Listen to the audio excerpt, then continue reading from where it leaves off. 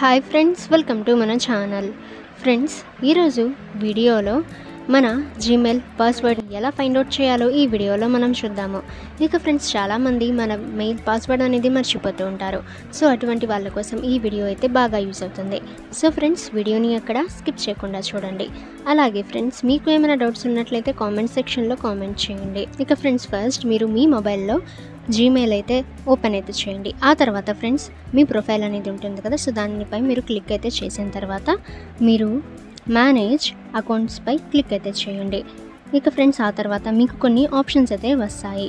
So friends, అందులో మీరు data and ప్రైవసీపై మీరు క్లిక్ అయితే చేయండి. సో ఫ్రెండ్స్, డేటా అండ్ ప్రైవసీపై మీరు క్లిక్ అయితే చేసిన తర్వాత ఇక్కడ పాస్వర్డ్ మేనేజర్ అయితే మీరు ఆప్షన్ అయితే చూస్ చేసుకోవచ్చు. సో అందులో ఫ్రెండ్స్ మీరు google.com అని ఉంటుంది. సో ఆ ఆప్షన్పై మీరు క్లిక్ అయితే చేయండి.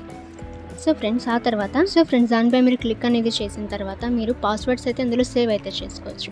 ఇక ఫ్రెండ్స్, మీరు పాస్వర్డ్స్ అందులో సేవ్ అనేది చేసుకోవాలనుకుంటే మీరు స్క్రీన్ లాక్ అయితే మీరు పెట్టుకోవాలి. సో సెట్టింగ్స్లోకి వెళ్ళి మీరు ఏదైనా స్క్రీన్ లాక్ అనేది చూస్ చేసుకోవచ్చు. సో ప్యాటర్న్, పిన్ లేదా పాస్వర్డ్, సో ఫేస్ లేదా ఫింగర్ ప్రింట్, సో ఏదైనా మీరు చూస్ అయితే చేసుకోవచ్చు. ఆ తర్వాత ఫ్రెండ్స్, మీరు ఆ google.comలో మీరు పాస్వర్డ్స్ అన్నీ కూడా సేవ్ అయితే చేసుకోవచ్చు.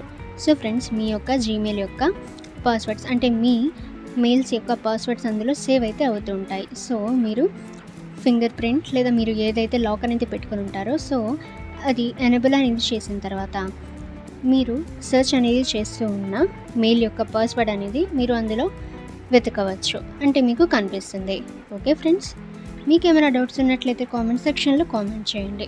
ఇక ఫ్రెండ్స్, ఇటువంటి ఇన్ఫర్మేటివ్ వీడియోస్ అందరికంటే ముందుగా మీరు పొందాలి అనుకుంటే మన ఛానల్ సబ్స్క్రైబ్ చేసి బెల్ ఐకాన్ని ఆల్ మీద ట్యాప్ చేయండి. ఇక ఫ్రెండ్స్, ఈ వీడియోని మీ ఫ్రెండ్స్ అండ్ ఫ్యామిలీ అందరికీ కూడా షేర్ చేయండి.